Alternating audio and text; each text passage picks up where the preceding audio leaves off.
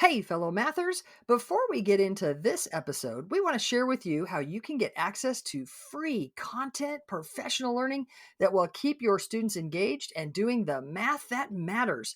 Get ready to go to this link, mathisfigureoutable.com/challenge. That's right. Registration is open for the free Math is Figureoutable Challenge that's starting May 15th and runs to the 17th at 7 p.m. Central. We're going to have 3 nights jam-packed with learning and routines that you can take straight to your classroom. In these challenges, we have a great time. We do some math, talk about classroom experiences, give away super cool bonuses and prizes. You won't just walk away with routines that are naturally engaging and encourage your students to think mathematically. You'll also have a chance to win over $6,000 worth in prizes, including a few virtual PD sessions for your school. I'll be joined by my wonderful co-host Kim and special guest Jenna Labe. You can register at mathisfigureoutable.com/challenge for a fantastic learning experience. That's mathisfigureoutable.com/challenge. Now on to the show. Hey, fellow mathematicians. Welcome to the podcast where math is figure-outable. I'm Pam. And I'm Kim. And you found a place where math is not about memorizing and mimicking, waiting to be told or shown what to do. But y'all, it's about making sense of problems, noticing patterns, and reasoning using mathematical relationships. We can mentor students to think and reason like mathematicians. Not only are algorithms not particularly helpful in teaching mathematics, but rotely repeating steps actually keeps students from being the mathematicians they can be. It is so fun to hear from listeners. Y'all do more of that, please. A few weeks ago, we did a short series about fraction division, which was super fun and it has been well received. After episode 142, we heard from Christina Stevens, and she said, I love that this makes sense to me. I trusted the rules, but I admittedly didn't get the why. Hooray, I get it. That is super exciting, right? And it's exactly what we're hoping for our students, for adult mathematicians. It's kind of why we do the podcast. So well done, Christina. Yeah, nice. It was super good to get so much feedback, especially from Christina and everybody about how much fun everybody was having. Somebody was telling me they were doing it in their car with their nephew, and they were like, it's math in the car. I'm like, all right, that's awesome. Yeah. Nice. We did get a listener say, don't listen to the podcast in the car because we often do problem strings and you might want to write something down. Yeah. Anyway, today. Don't write while you're in your car. Don't do it. No writing while you're in your car. Oh, not while you're driving anyway. Yeah. Yeah. Okay. So today we're diving into what we think is the most undervalued, but incredibly important operation. So we hear a lot about multiplication and facts and division, but not as often do we hear about subtraction. And wow, it's so important in so many ways. So let's kick off a few episodes, because we have a ton to say about this. A few episodes about subtraction. Dun, dun, dun. Now, y'all, don't stop listening just because we said subtraction, you high school teachers. Hang on. And or anybody who's like, oh, subtraction, like that's, you just do the steps and you're done. Hang on, because there's some important things that we're going to talk about with subtraction that will impact lots and lots of mathematics. Yep. So, Kim, we often talk about the routine I have, you need. Mm-hmm. And so if I say something like, I have 87, what do you need to make 100? Go ahead. 13. 13. So 87 and 13 is 100. Mm-hmm. What does that have to do with subtraction? Go. Yeah, I know that we often talk about it, and because of the way that you say I have, and then the kids think about you need, it feels a lot like addition. Mm-hmm. Yep. But this routine came about because subtraction across zeros, early days, subtraction across zeros, I was like, that is awful. That's a horrible thing. And if we could just get kids to know their partners of 100, then that would never be something they ever had to deal with. So it very much came out of a need for work on subtraction. Yeah. And so I have to interrupt you really quickly because this is just reminding me of a story when, and I may have said this on the podcast before, but I'm going to tell it again. I was doing a lot of professional learning with secondary teachers. We were doing graphing calculators and, kind of higher math and everything. And at one point, when I got really interested in younger math because of my kid, and everything. My kid's school, in fact, your teaching partner at the time, Dana Fincher, asked me if I could do some professional learning with the teachers. And I was like, yeah, like I would really like to do that. But what would we do? Like I knew so little about younger math, and I was really clear what I could help teachers do with graphing calculators. I wasn't going to do graphing calculators with K-5 educators. And I was like, what would be a thing? Like, what do you guys want to learn? What do you need help with? And in all seriousness, the response was subtraction across zeros. And I said, okay, absolutely, we will do that. What is that?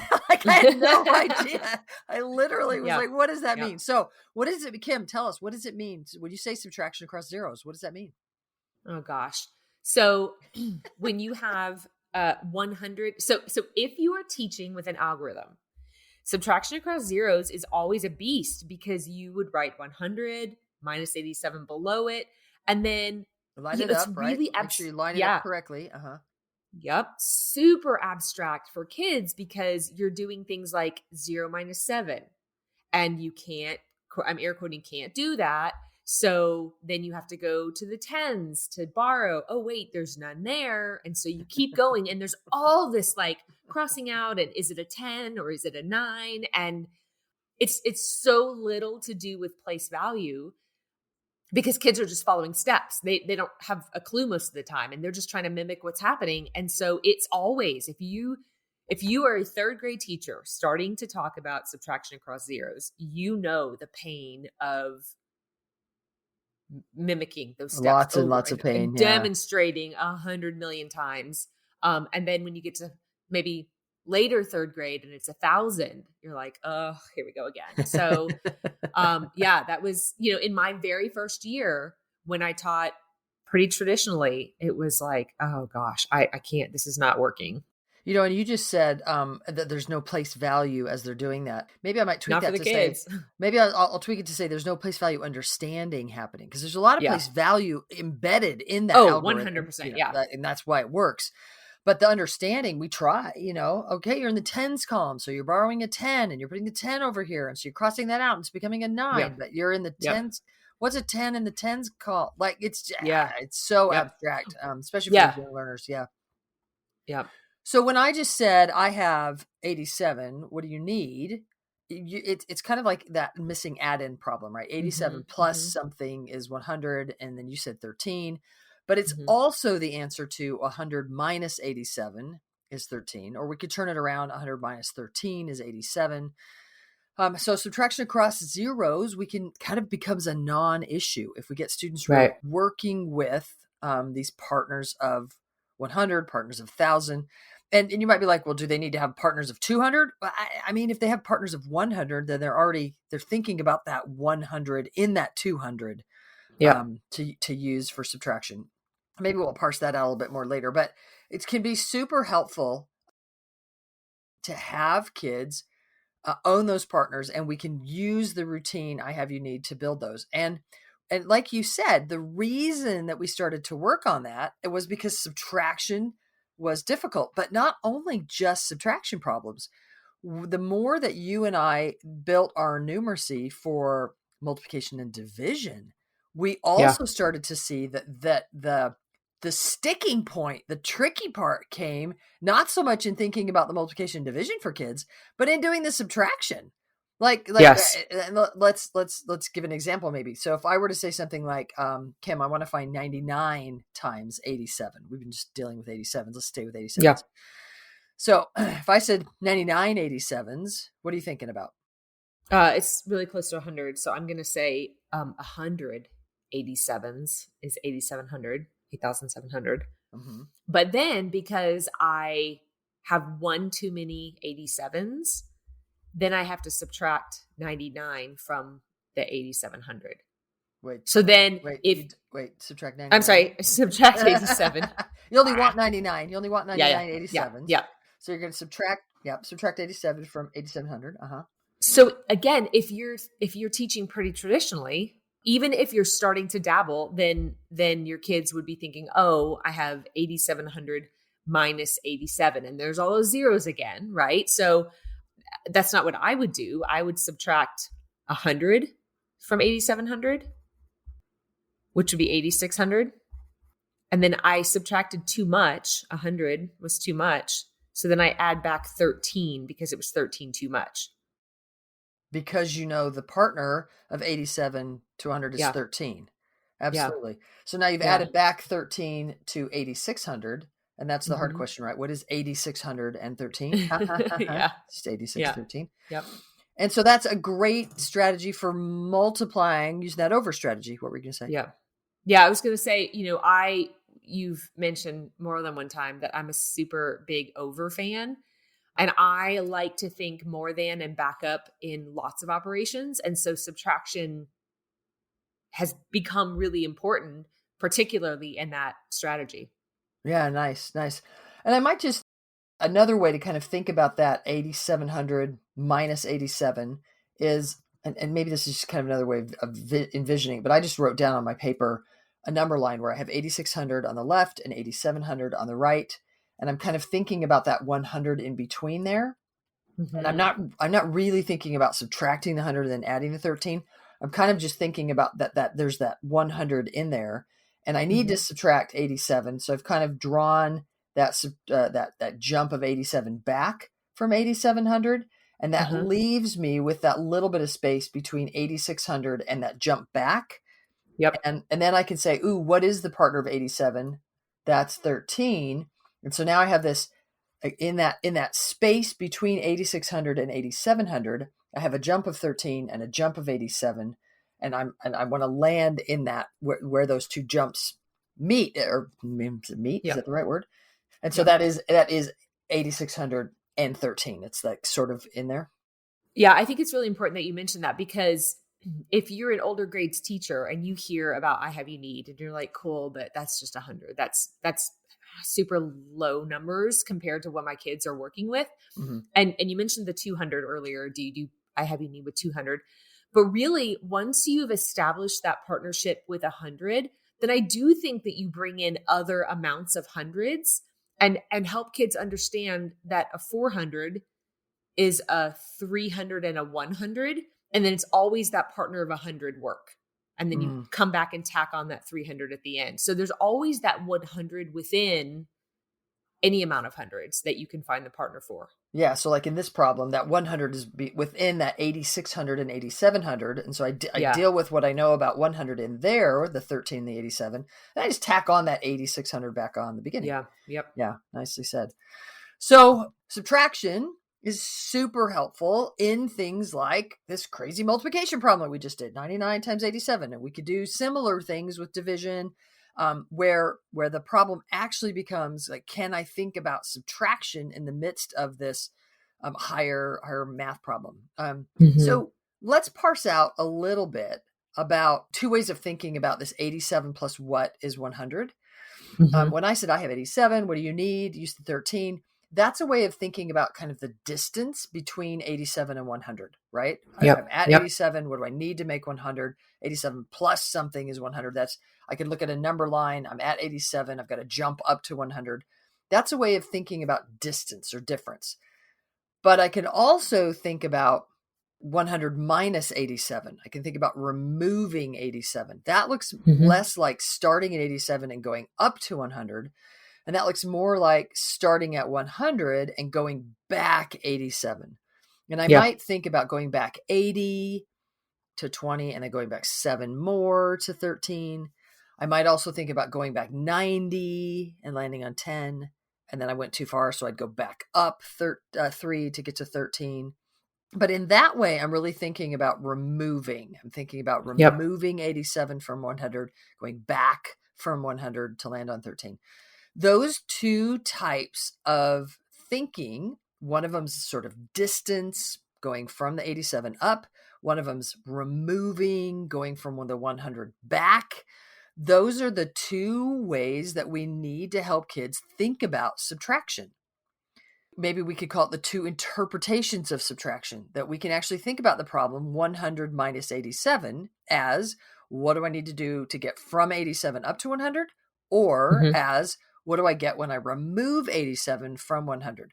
Now, if we're stuck in the traditional algorithm, we often haven't built that intuition about distance, about difference, that we can built that part of it. If we're stuck in the subtraction algorithm, we might only ever think about removing.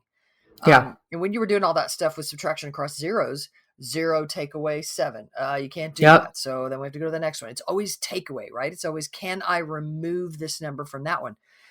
And so we might have kids stuck in only that one interpretation of subtraction and never actually build intuition about the other interpretation of subtraction.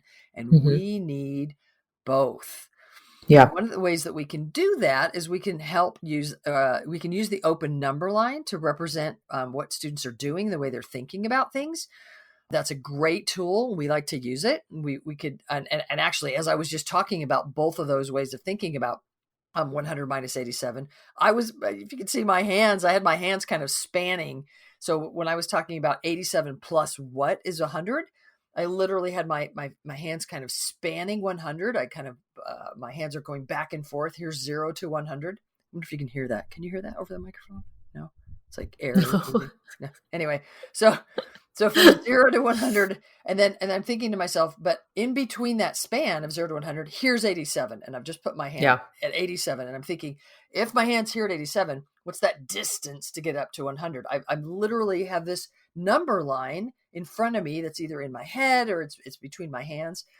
Or on the other way of starting at 100 and then I'm backing up. And now my hand's kind of backing up from 100 to the 87. And I can kind of think about backing up, not to the 87, that would still be difference, but backing up 80 and 7, like removing that 87. So both of those are kind of happening on an open number line, whether I'm writing it or it's kind of what's happening in the space in my head. So y'all, the open number line it's not a picture that we're dumbing down to help your kids, do fuzzy or math. No. It's literally what's been happening in mathematicians' minds this whole time.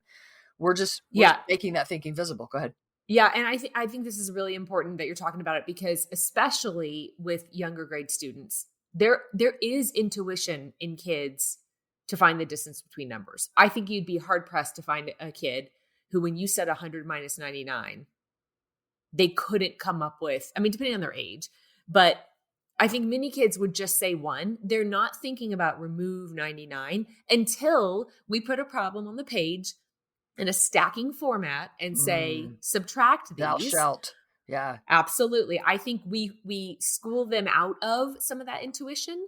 And so if we can help them recognize that that's a thing and say, oh, here's a representation of this distance, this gap, that space that you just called out as 1, they could take that representation and do so many more things with it. But, and you can almost picture that ornery boy that's like, I'm not going to do that. I'm not going to write down your steps, teacher. I just know 100 minus 99 is 1. And then I can picture that well-meaning teacher that goes, yeah, but you're going to need this for harder problems. So you got to show me all these steps. We have some of those boys.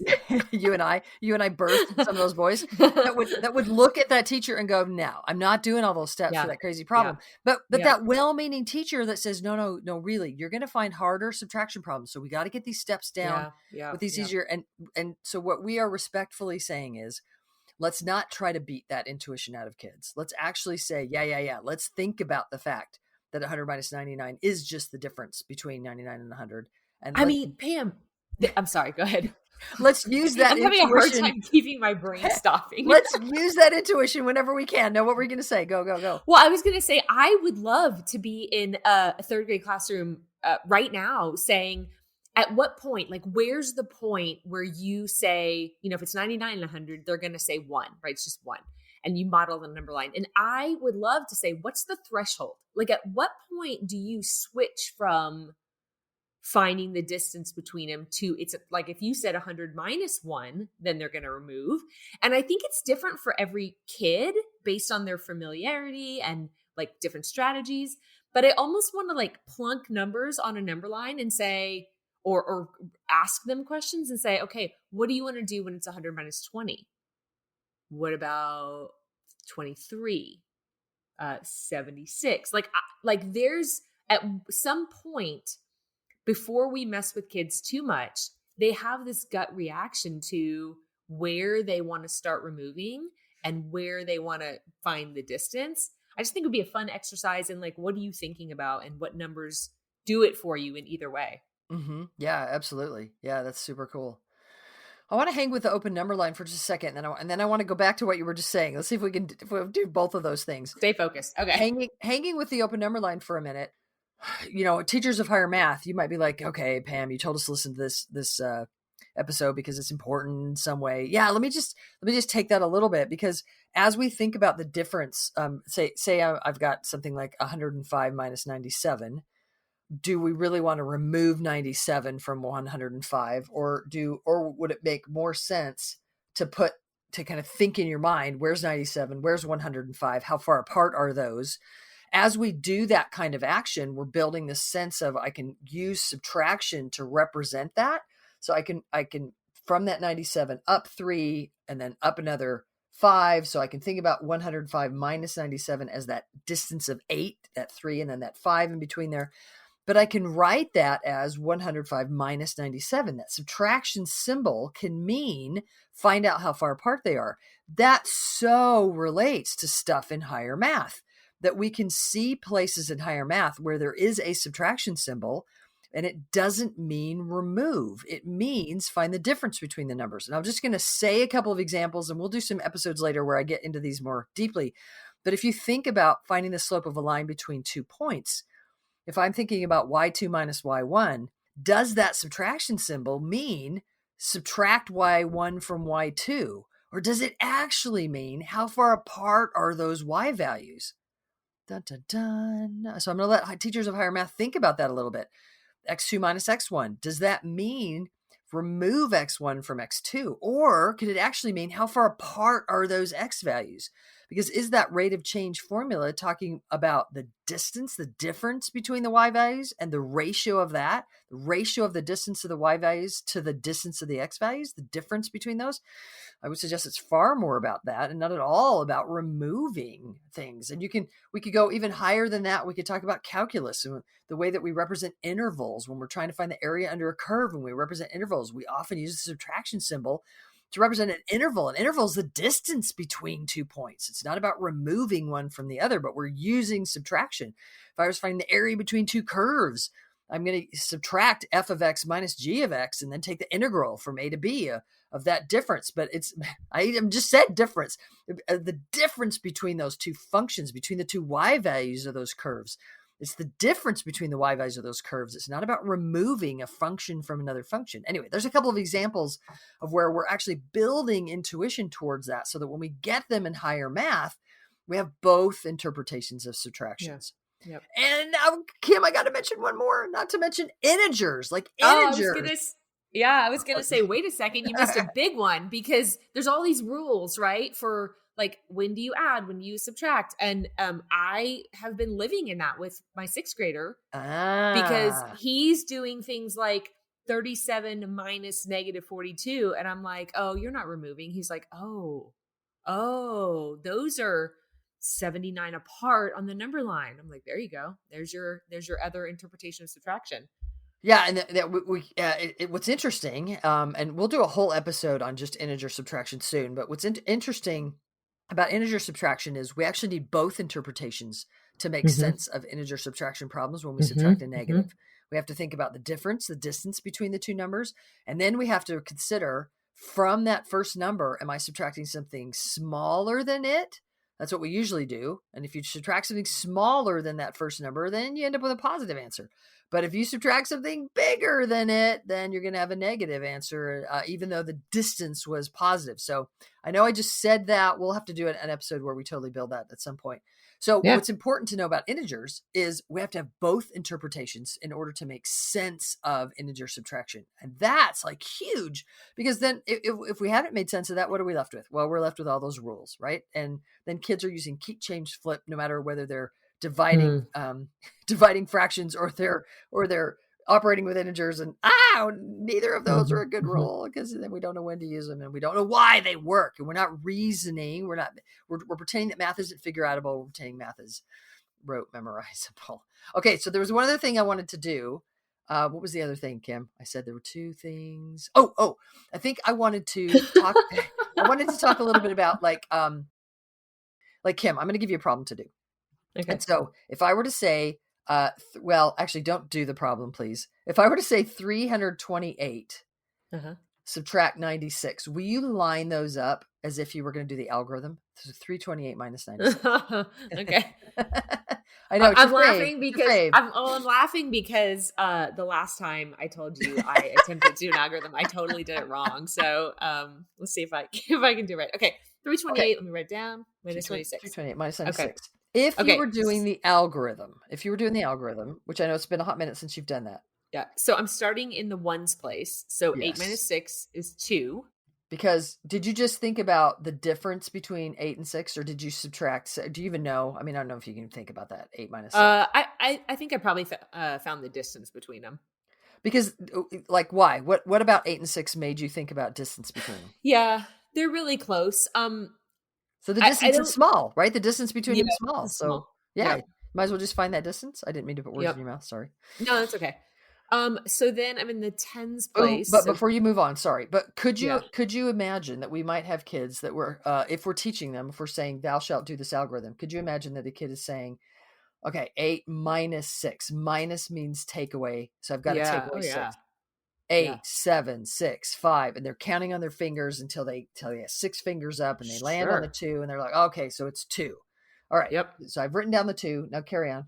And then maybe if you're lucky, they look at the whole problem again, but probably not, because then they're just moving into the next column. Yeah, they're trying to remember the next step. Yeah, okay, next column. Yep. So 2 minus 9, which they will say, can't do that. So you got to go to the 3, cross out the 3, make it a 2, make the 2 12, and then 12 minus 9. And as you think about that now, 12, because you brought that 10 over there. Yeah. Yep.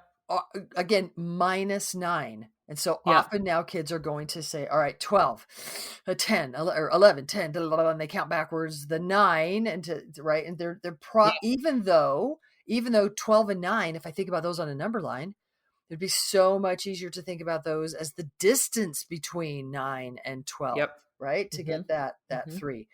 So it's just interesting that if we pigeonhole kids into, here are the steps that thou shalt do, even in those digit-oriented problems where we've got the 8 minus 6 and the 12 minus 9, if we're saying minus and we're in that algorithm, kids are only thinking about removal. They're not thinking about distance or difference, which would make so much more sense for the exact numbers that we just did, right? Mm-hmm. Okay, now I'm going to let you think. How would you actually do 328 minus 96? So 328 minus 100 is 228, but I took off too much by 4. So I'm going to add 4 back to get 232. Because 4 to that 228 you landed on is 232. Nice. Yep. So we could think about that. Could you also think about, and that's a great strategy, could you also think about if I had sort of that 96 on a number line and I had the 328 on a number line and I wanted to find the difference between them, could you talk through that? What would that look like? Yeah, so if I was at 96, then I'd probably add that 4 first. Instead of, when I did over, I added it at the end. But I'd add that first to get to 100. Because then once I'm at a friendly number, I know the space between 100 and 328 is 228. So 228 and the 4 is 232. Which is then a really fun conversation you can have with students if you compare those two strategies, because in both cases you ended up adding 228 plus 4. Mm-hmm. You just did it in a different order. Now your thought process was completely different, but that's a fascinating conversation to have with students. Right? Because in the one case, you subtracted 100 and you landed on 228. So then you had to add the 4 back because you subtracted too much. So 228 plus 4. But in the other case, you added the 4 first to get up to the 100. And then you're like, well, and now I still have 228 left to get up to the 328. In both cases, you ended up adding 4 and 228, but in a different order and for different reasons. But that's making sense of what's happening with place value and the order of numbers and the magnitude of numbers, and you're having kids actually think about numbers like 328 and 96 and what they're close to, neighborhood and nearness, not 328, 96. and 8 minus 6 and 2 minus 9. Oh, can't do that. Kill the 3, make it a 12. All of those super small numbers that can get stuck. All right, cool. So some things, Kim, that we could think about as we leave this podcast. Super young kids, we need to help them count backwards. Absolutely. They need to be able to think about -1 repeatedly is just sort of counting backwards. So you can now don't only teachers of young kids don't only go, okay, everybody ready? 10, 9, 8. That's a fine one. Go, you can do that. But also say, hey, we're going to count back today. Ready? Start from 8. 8, 7, or let's start from 12, or start from 20, start from 18. Like pick a random number and let them count backwards. Did I hear you say the other day that you actually had some kids counting backwards by 2s? Yeah. So I think we were talking about a kindergarten classroom that I was in, and we talked about some count-arounds and starting with numbers and counting just back by ones, and writing kind of off to the side -1, -1, -1, -1, and looking at patterns. But then also counting back by 2s to recognize the repeating digits that happened. Yep. Nice. And, you and I saw a problem string not too long ago where some second grade students were having some, I don't know if it's difficult. They're grappling with the idea of if you're at 80 and you subtract 1, is that 81? Is that 89? Is that 79? So it's a real situation. And so giving kids more experience to deal with like that decade before, we do a lot of counting up and a lot of moving forward with addition, but well, and kids get used to that pattern, right? 76, 77, 78, 79. And they have to think about what that next decade is. 80. And then they kind of continue with the pattern. 81, 82. And so they get kind of used to that. But we need them to get used to 82, 81, 80. Is that 89 that comes next? Is that 71 that comes next? Like that's a tricky, what's the word I want? Tricky landmark to bump over. Not so much forward. I mean, they do that a little more readily. So we've got to give them experience doing that backward as well. Yeah. Nice. Super. So another thing that we have to help kids when they're super young wrap their brains around is that when they first run into addition subtraction problems, they're with action. And so we often have problems with addition where we'll say things like, I've got 5 puppies, 3 puppies crawl in the room. We've got puppies joining the other puppies, but we also might have 7 balloons and I pop 2 balloons, and we sort of have that removal action. And so that removal action is a first thing that happens. And we do want kids to think about subtraction as removing, as takeaway. Those balloons are popping, or I'm eating the M&Ms, or I'm, help me, popping, eating. Give me another action, Kim. I can't tell you what I just was thinking. Oh, okay. I'm grabbing marbles from my friend's pile of marbles, like whatever it is. So that is a first thing. But then we want to help them make those connections between the addition relationships so they can start to think about more of a part whole relationship. And so if I've got 3 red marbles, are marbles red? I don't even know. I've got 3 red marbles and you give me 2 blue marbles. How many total marbles do I have? I want to start connecting that with, well, what if I had those 5 total marbles and I got rid of those 3 marbles? Ooh, so there's this relationship between those removal and those combining problems. And that's where, go ahead. Oh, well, I was just going to say, and that is super helpful where you can do the work with a number line. Because we can see both of those parts. Yeah. And it's not just writing and rewriting fact families over and over again. Yeah. Right. Well, and you can do the same kind of work with a number rack, because I've got those 5 beads, right? And I can see the 3 and I can see the 2 beads. So I can have the 5 and I can remove 2, but I can have the 3 and I can bring in 2. And I think what you were going to say is it's not just saying to kids, this is a fact family, and here, write it these 4 ways. No, not that way. That's the dumb way. It's not about just memorizing ways of writing equations. It's really about understanding the relationship between addition and subtraction. Cool. Yep.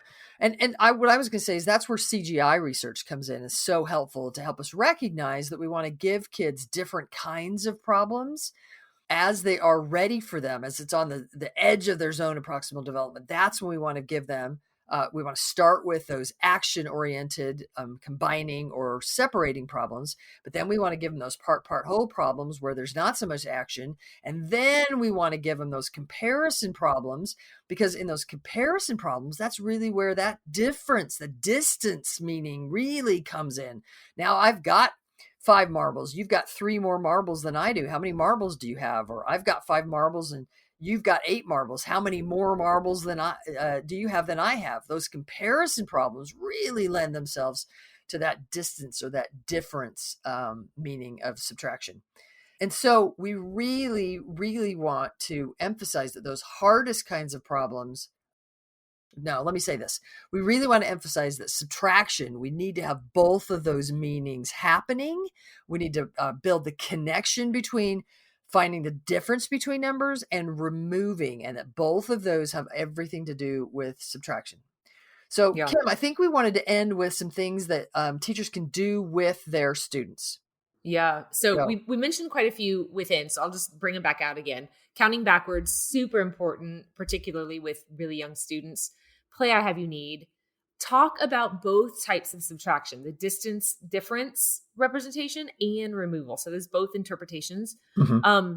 Represent subtraction on a number line and a rec and rec to give kids a feeling about subtraction, not just the fact families. Mm-hmm. And consider where subtraction impacts other operations in your grade, because those might be the places where your kids get hung up.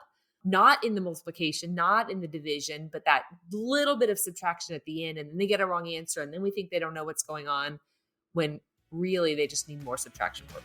Yeah, nicely said.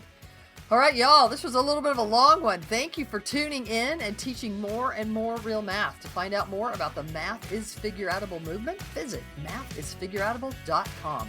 Let's keep spreading the word that math is figureoutable.